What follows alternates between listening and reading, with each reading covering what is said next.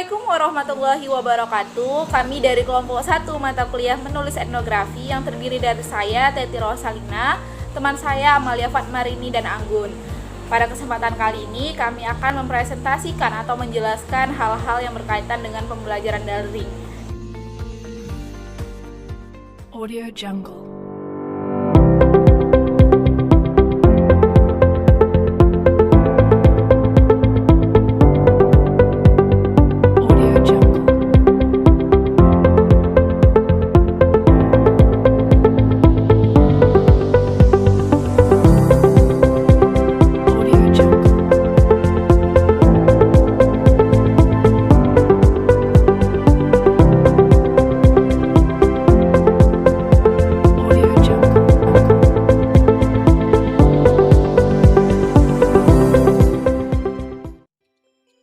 Sudah tahu apa itu belajar daring? Belajar daring adalah sebuah platform belajar berbasis daring atau online yang memungkinkan pembelajaran dapat dilakukan di mana saja dan kapan saja. Pembelajaran di belajar daring disampaikan menggunakan perpaduan metode berbasis suara, PowerPoint, gambar, video, dan juga teks. Tujuan belajar daring yang pertama, menumbuhkan kemerdekaan belajar pada setiap orang untuk terus belajar di mana saja dan kapan saja dengan menembus dimensi ruang dan waktu. Yang kedua, membagikan edukasi teoritis maupun praktik, baik pengajaran yang menginspirasi, memberikan pemahaman baru, serta keterampilan baru dengan berbagai materi yang menarik dan mendidik. Yang ketiga, mempromosikan Anda yang mempunyai keilmuan dan keahlian terbaik untuk menjadi narasumber di belajar daring. Jika ditinjau dari beberapa ahli, maka pembelajaran daring itu memiliki ragam definisi. Yang pertama, seperti pendapat Bill Fahki dan Komarudin pada tahun 2015, bahwasanya pembelajaran dalam jaringan ialah suatu program pelaksanaan kelas di dalam jaringan yang dapat menjangkau target kelompok yang luas serta masif. Berikutnya, menurut Mustafa dan kawan-kawan pada tahun 2019, bahwasanya pembelajaran daring secara sederhana yakni salah satu metode pembelajaran online yang dilakukan melalui jaringan internet. Dan berikutnya yaitu menurut Torme dalam Kuntarto pada tahun 2017, ialah pembelajaran dalam jaringan merupakan suatu pengajaran yang memanfaatkan teknologi multimedia, kelas virtual, streaming video, pesan suara, teks online animasi, CD-ROM, email, telepon konferensi, hingga video streaming online. Berikutnya yaitu proses pembelajaran daring. Proses pembelajaran daring tentunya berbeda dengan pembelajaran tatap muka. Pada pembelajaran daring, peserta didik dan pendidik berada pada ruangan yang terpisah dan biasanya berada di rumah masing-masing. Selanjutnya, mereka akan dan harus menentukan perangkat pembelajaran yang dapat menunjang keberhasilan pembelajaran daring. Ketiga, mereka harus menentukan aplikasi belajar online apa yang tepat untuk mereka gunakan. Yang keempat, pendidik maupun peserta didik harus tetap fokus dan semangat dalam mengikuti pembelajaran daring agar pendidik yang memberikan materi dapat mudah dipahami oleh para peserta didik dan para peserta didik dapat dengan mudah juga untuk menyerap ilmu yang diberikan pendidik kepada mereka. Nah, mungkin itu saja proses pembelajaran daring yang dapat saya sampaikan. Di sini saya akan menjelaskan mengenai manfaat dan juga hambatan dari pembelajaran daring. Ada beberapa manfaat pembelajaran daring yang dapat dirasakan. Nah, yang pertama yaitu proses belajar mengajar yang lebih rileks.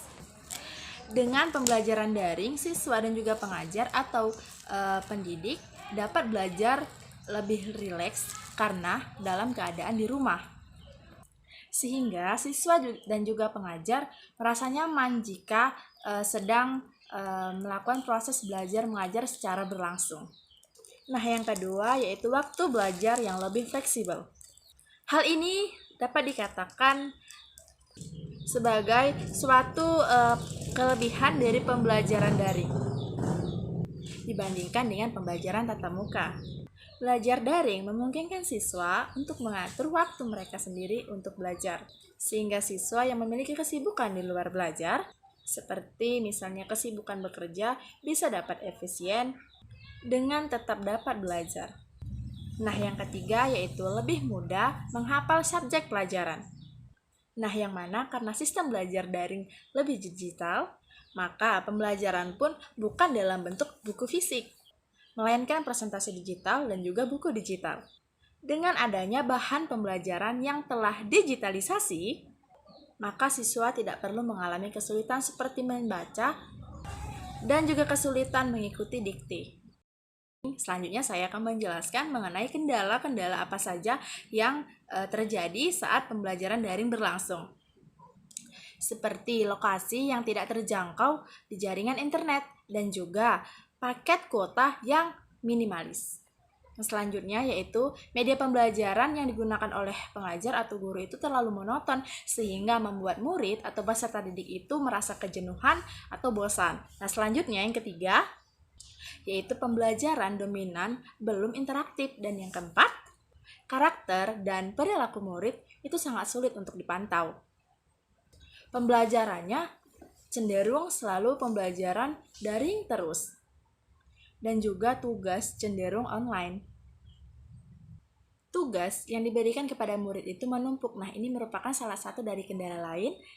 Dan yang terakhir, penyerapan materi pembelajaran itu sangatlah minimalis. Adapun alternatif solusi yang dapat kami sampaikan ialah yang pertama, apabila tempat belajar di rumah tidak terjangkau oleh internet, siswa ataupun guru dapat beralih tempat di mana jangkauan internetnya bagus. Dan yang kedua, ada baiknya guru menggunakan media pembelajaran yang interaktif sehingga para siswa dapat menarik perhatiannya dalam pembelajaran daring. Dan yang ketiga, menggunakan media daring yang interaktif seperti Zoom, Google Meet, sehingga para guru dapat memperhatikan siswanya biarpun secara tidak langsung. Dan yang terakhir, ada baiknya guru sebelum memulai pembelajaran sehari sebelumnya memberikan materi kepada siswa sehingga siswa dapat mempelajarinya terlebih dahulu. Adapun tips dan trik agar pembelajaran daring dapat berjalan dengan efektif ialah yang pertama, siapkan ruangan belajar yang nyaman. Di dalam rumah tentu memiliki ruangan-ruangan tersendiri.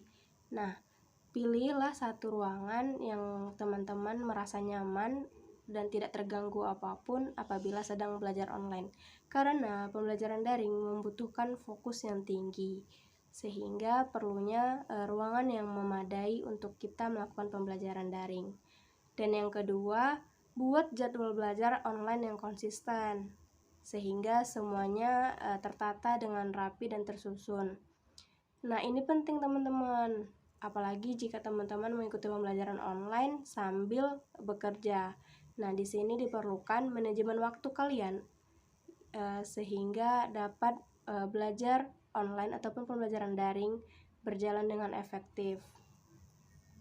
Hal ini juga harus didukung oleh jadwal belajar online yang kita ikuti. Jadi, kita dapat mengatur pembelajaran online tersebut. Dan yang ketiga, pastikan internet teman-teman stabil selama belajar online.